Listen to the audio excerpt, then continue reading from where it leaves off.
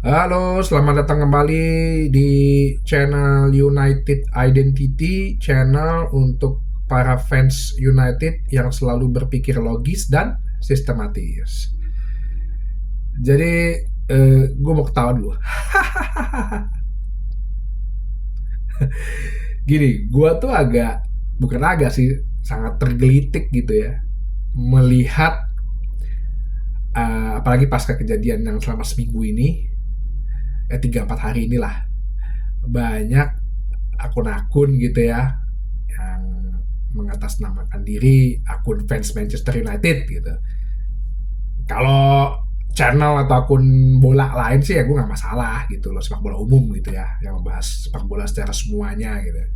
Tapi kalau yang udah bawa Manchester United gitu ya, gue agak suka tawa aja gitu. Lu udah membahas pelatih mana yang akan diganti gitu ya, siapa aja pelatihnya, terus dengan narasi-narasi membadut lah, melawak lah gitu. Ya mungkin mereka cari engagement ya, karena lo tau sendiri semua Manchester United adalah sumber kehidupan bagi para pencari makan gitu. Bagaimana mereka ya dengan traffic yang besar gitu ya di sosial media, ya kan monetize-nya oke gitu ya. Itulah secara simpel. Cuman gue tergelitiknya adalah uh, gue tanggal 30 April nanti akan gue share sih short videonya. Gue sempet bilang gitu loh, setiap pelatih-pelatih yang dirumorkan untuk ke Manchester United pasti ujung-ujungnya kalah. Terus gak kedengeran lagi kabarnya di berita ya. Dan yang gue sebut itu Thomas Tuchel, yang sampai gue bilang kalah dari Madrid. Kenyataan kalah dari Madrid di semifinal Liga Champions leg kedua. Ya, Real Madrid gimana? King Eropa. Ya, Real Madrid itu ya boleh sedikit kagak intermezzo ya. Kalau bagi pendapat gue, kesuksesan Real Madrid itu berkat Florentino Perez gitu. Dan seharusnya sih semua klub sepak bola harusnya iri ya, dalam tanda kutip jealous gitu ya, ada presiden klub, CEO lah ibaratnya, yang benar-benar ngerti sepak bola dan bisnisnya gitu ya. Jadi kalau Florentino Perez mungkin lo nonton deh kayak di Netflix gitu, di dokumenter Vigo gitu. Nah, jadi kalau misalnya sekarang tuh Florentino Perez tuh kalau di sini gue liat 77 tahun. Ya mungkin kalau dia Florentino Perez itu 5-10 tahun lagi masih jadi presiden klubnya Real Madrid, ya udah lo terima aja. Real Madrid selama 10 tahun ke depan akan jadi terus raja Eropa. Nah, jadi gue itu tergelitik gitu ngelihat bahwa pelatih-pelatih yang selalu didengung-dengungkan menjadi calon pengganti pelatih yang sekarang itu ujung-ujungnya turun gitu. Nah, gue bilang tidak etis untuk membicarakan pelatih. Gue kan selalu berprinsip United Identity adalah channel yang mengikuti apa kata Alex Ferguson, your job now is stand behind the manager. Jadi gue gak akan pernah ngomong out, pecat, itu tidak akan pernah. Makanya gue bilang waktu pas di episode 18 ya, gue bilang pertama nih ya, yang di awal pas Ten Hag masih kalau kata sudah kalah dari ini deh, Arsenal ya, Thomas Frank, pelatih Brentford, dia dengung-dengungkan karena dia bisa membawa Brentford ke divisi liga utama, permainannya atraktif, bisa menghasilkan pemain-pemain. Dia kan belum menerima tekanan sebesar Manchester United ya. Terus prestasi dia apa sama ini? Kalau lo mau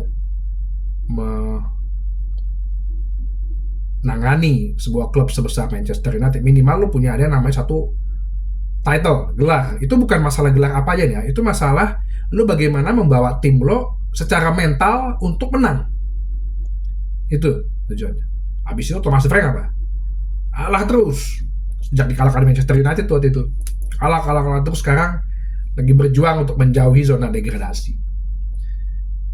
Habis itu De Zerbi. Kenapa De Zerbi? Karena De Zerbi bisa memainkan Brighton sepak bola yang bagus.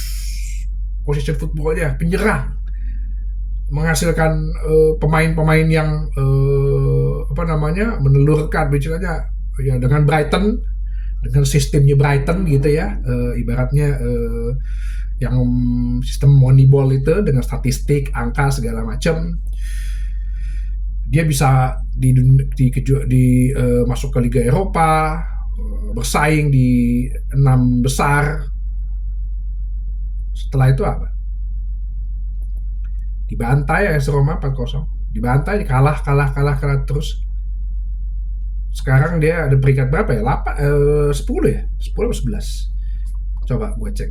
Peringkatnya itu ternyata siapa namanya, Brighton itu di peringkat 11 gitu kan. Kalah tuh dia tanpa Mitoma yang cedera.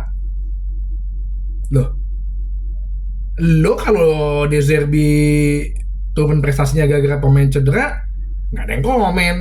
Giliran Erik ten Hag 66 kasus cedera, lo bilang jangan gitu dong, kalau pelatih bagus harusnya bisa. Ya elah, lagi pencari makan, dan itulah yang tidak logis dan sistematis. Terus sempat kan gue bilang pada itu Thomas Tuchel akhirnya nih muncul nih berita-beritanya nih. Ya lo lihat aja, kalau Thomas Tuchel kalah nih sama Madrid, hilang nih beritanya. Nah, habis itu kan kemarin De Zerbi hilang tuh beritanya, nggak ada lagi tuh beritanya. De Zerbi jadi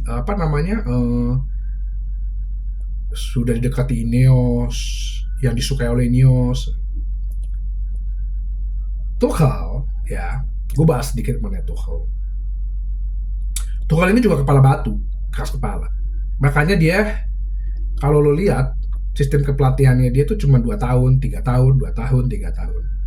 Sempat ada berita yang gue bilang katanya dengan Tuchel kita memikirkan jangka panjang. Ya elah, Tuchel aja 2 tahun, 3 tahun doang jadi pelatih.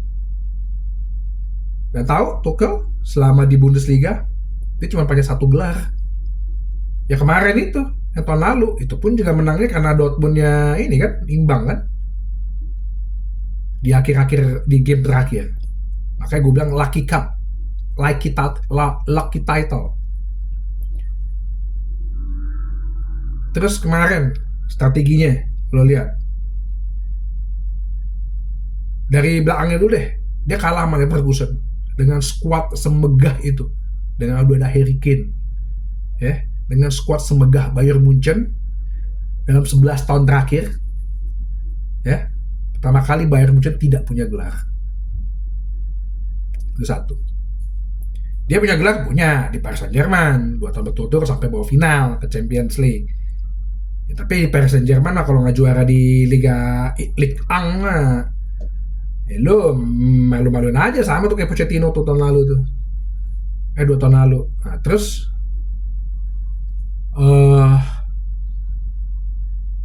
apa yang mau lo bawa gitu, apa nilai lebihnya gitu loh dari seorang Tuchel.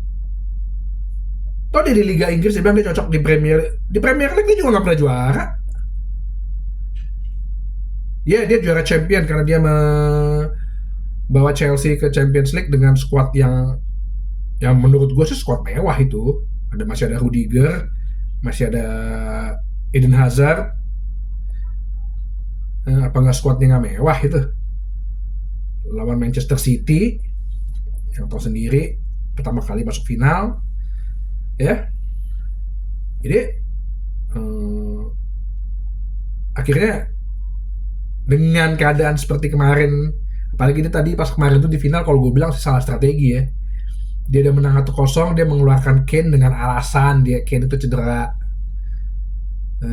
menggantikan dengan Kim Min Jae, yang akhirnya lo tau sendiri namanya Real Madrid is Real Madrid. Bagi mereka UCL tuh adalah apa sih, arena bermainnya mereka gitu ya. Karena kalau di Spanyol kan ya, di Spanyol itu kan cuma ada La Liga gitu ya, cuma ada Barcelona dan Real Madrid.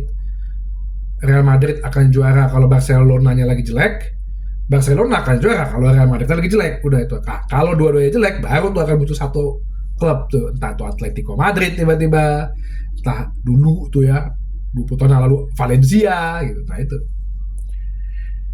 ya udah, kalah lah dia kan.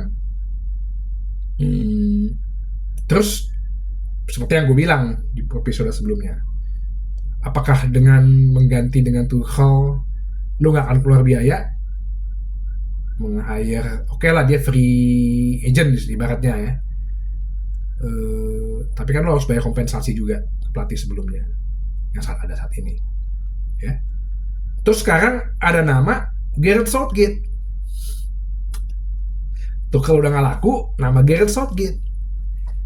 Oke, Gareth Southgate katanya apapun yang terjadi di Euro, kalaupun dia tidak mendapatkan gelar, Inggris tidak menang, Ineos akan tetap mengedepankan Gareth Southgate sebagai calon muksab. Ilah.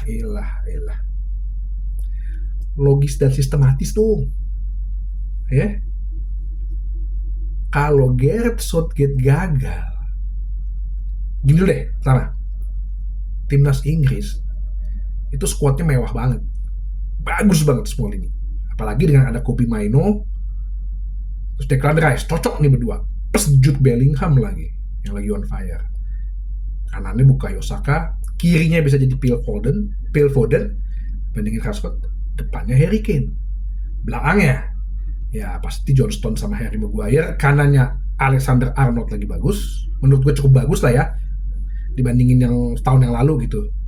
Kirinya bisa jadi Luke Shaw atau Ben Chilwell. Dengan kiper si kiper Everton, siapa nama lagi kiper Everton, gue lupa. Aku tuh suka penasaran orangnya. Jordan Pickford. Kalau Gareth Southgate juara, jadi gue sih sebenarnya di Euro 2024 ini mendukung, gue melihat dari komposisi sih Inggris bisa juara gitu ya. Walaupun gue nih, kalau gue pribadi, gue sebenarnya tuh fans timnas Italia. Jadi makanya waktu 4 tahun lalu menang tuh gue, 3 tahun lalu menang tuh gue lah seneng banget. Cuman gue nggak melihat timnas Italia ini tahun ini akan juara gitu. Ya kalau ngomong prediksi ya Inggris yang kuat ya saat ini ya. Cuma kan masih banyak nih, 2 bulan lagi kemungkinan apapun bisa terjadi, cedera lah atau pemain lah atau apa. Portugal dan satu lagi mungkin Belanda yang bisa jadi mengejutkan gitu. Nah, kalau Gareth Southgate juara Eropa, menurut lo FA Inggris akan memutuskan kontrak dia demi Manchester United? Ya enggak lah, logis dan sistematis dong.